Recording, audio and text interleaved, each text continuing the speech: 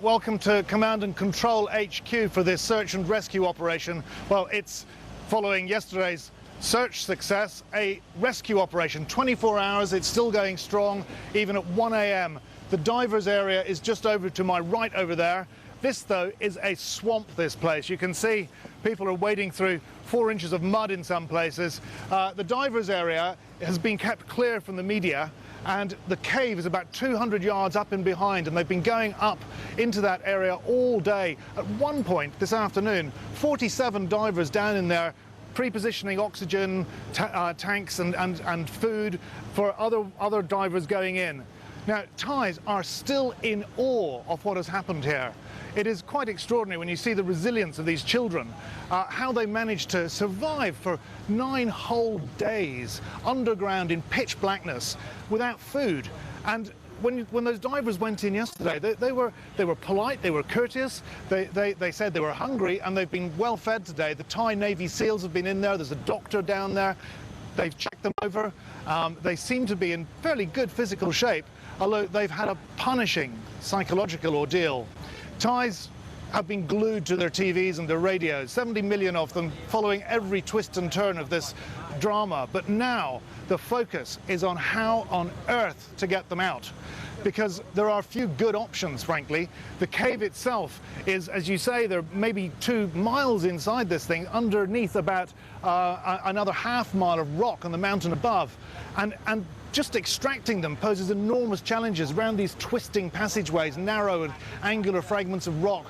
Do they bring them out wearing oxygen with diving masks on? Do they drill in from the top like in that Chile miners rescue all those 8 years ago? It's possible, but right now the option seems to be, the preferable option is to keep them down there, because they're so worried about the torrential monsoon rain and the fact that, you know, this will further flood the cave complex. If they have a window at all to bring them out safely, it is now. And I've been looking at the situation here today. None of the options are particularly good. Reprieve from the heavens brightened prospects for the Wild Boars football team deep down below. 70 million Thais still can't get over that the boys are still alive. Prayers answered for now, and work proceeding apace on getting a telephone link down into the chamber so mums and dads and boys can speak. Today, the father of one of the boys spoke of his unbridled joy. I was happy to hear the cheering from the rescue workers. It gave me hope that I was going to see my son alive. I'm very happy and I'm very proud, even if it was the soldiers, the police and the rescue team. Thank you to everyone for helping get all 13 of them out. I want to hug my son. Usually our family sleeps in the same bed. We're a very close family. How many of you? 13? Brilliant. Those shots of the divers entering the cave, playing wall-to-wall on Thai TV all day. The 12 boys and their assistant coach, alert and in reasonable physical shape despite their punishing 9-day ordeal. It will have been psychologically grueling too. There's 2 of us. You have to die. Many people are coming. Many people. We are the first. Many people come. What day? They've been examined by a doctor, given pork and sticky rice to eat, and they've got divers now for company.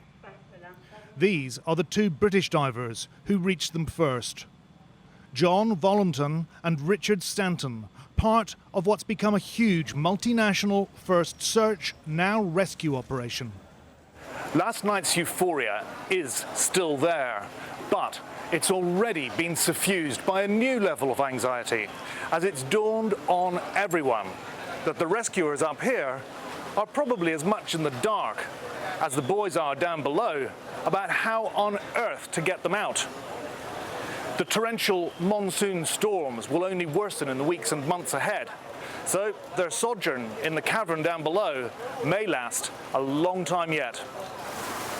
The imminent deluge has lent a terrible urgency to the rescue effort. We're still in full operation. Our mission is not yet accomplished. It'll only be over when we've got all the kids out. Rescue crews are exploring all options. Submersible pumps have drained about 120 million litres of water from the caves now, but more rain is forecast for tomorrow. The search is on for shafts and fissures in the mountain ridge above, which could allow rescuers to drill into the roof of a cave chamber through 800 metres or more of solid rock. There's talk of stretchering the boys out while they breathe oxygen from tanks.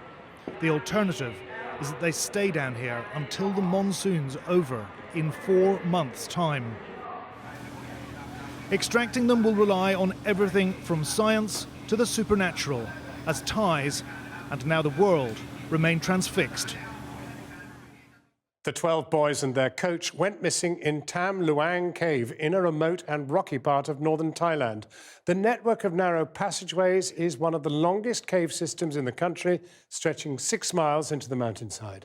The group was found sheltering in a dry chamber known as Pattaya Beach, about 1.5 miles into the cave, and about half a mile below the surface. Getting them out will be no easy task. Let's take a look at what that feat might actually look like. The flooded part of the cave covers over a mile of partly submerged tunnels. The group will have to retrace their footsteps back to the entrance, only this time they'll have to swim or be dragged on some kind of a stretcher. Rescuers said that parts of the tunnel are so narrow they had to chip away at the walls to widen the gap and then remove their breathing apparatus just to fit through. Visibility is also close to zero, which is extremely disorientating. Divers said it took 4 hours of swimming to exit the cave today. Any rescue attempt is likely to take a lot longer. Well, our reporter, Porrick O'Brien, has been to Wales to find out what kind of people these elite cave rescuers are and how they even begin to tackle such a challenging task. Martin Farr is known to his friends as the godfather of caving. So how well do you know Rick and John, Mark? Well, I've known Rick for over 30 years and John best part of 20 years. His friends include the 2 British men who flew to Thailand and found the 12 boys and their coach lost in a cave. This story belongs to those children first and foremost, but it's also a story about how 2 unassuming British obsessives became the best in the world at what they do. So where you come from? England, UK. Oh.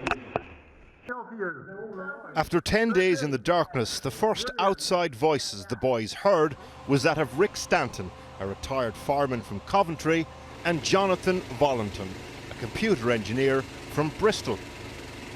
Stanton has an MBE for his rescue work, including the rescue of 6 British soldiers trapped in Mexico. John Valentine is an IT engineer in Bristol, does caving part-time and still managed to reach the top of his game. Many years ago, I went down Swildens, which is a cave in Mendip with the scouts, and we went through Sump 1, which is about 4 feet long. Like Sump 3 was impossible, and to me that's red rag to a bull. And I didn't really have much more opportunity for caving or cave diving for a good few years, but I knew that I couldn't see a reason why not.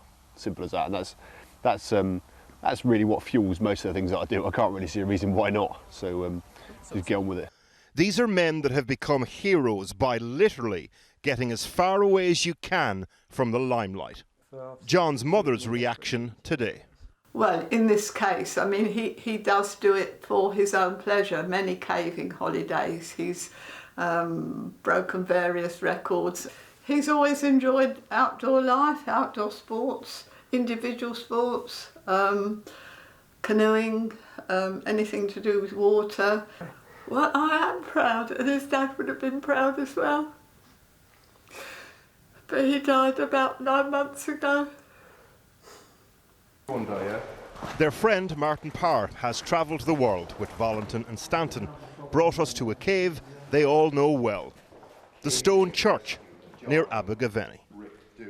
Yeah. So I felt quite choked when I watched the video footage of John and Rick finding them. Yeah. And you think, oh, well done, lads. The way they conducted themselves, you know, from both sides. So if it was you or a kid in a situation like that, and you heard it was Rick and John? Yeah. I know that the guys who were looking for me were the best there were. and I'll have every confidence in what they were doing. He told us that the technical ability, fitness and frame of mind needed to do what his friends do resembles that of astronauts, but exploring the depths. These stories of rescue really resonate with people, and at the risk of overanalyzing the whole thing, I suppose the reason is because the world at the moment seems dominated by cruel and confusing and loud cycles of news. These stories speak to a hope that out of the gloom, a quiet, unassuming stranger will emerge.